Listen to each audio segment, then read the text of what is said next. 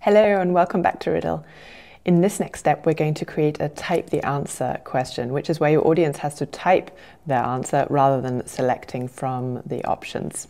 So our question here is this question here.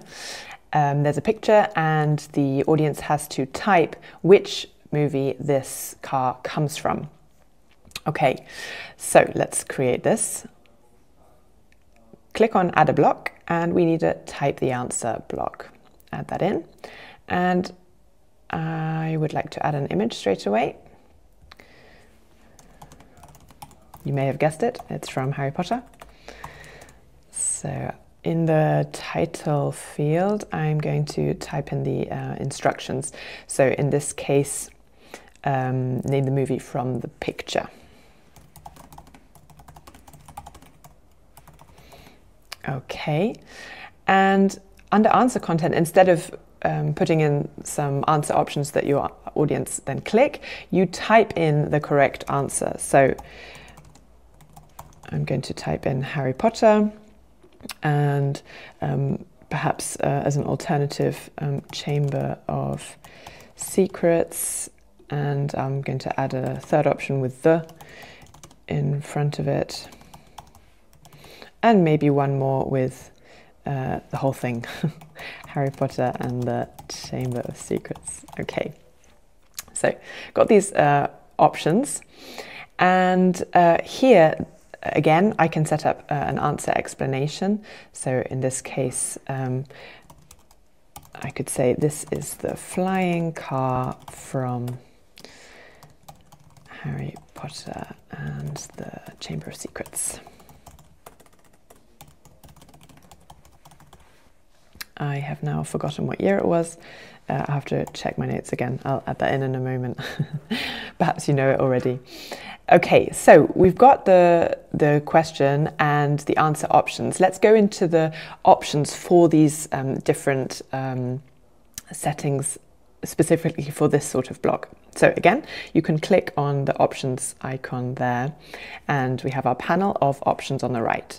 So the same as for a single select question, we have this possibility with media to have it, to not have it, to choose what sort of ratio it is.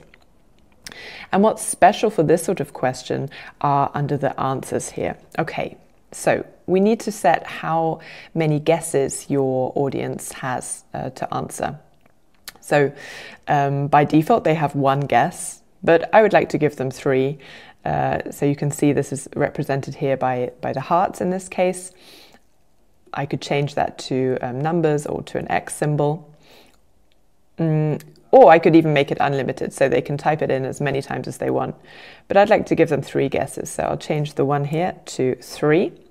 And I'd like to show that as well. I could hide that, and then the audience don't see how many times they can guess. So for example here, okay, it's wrong, but I don't know how many more guesses I have.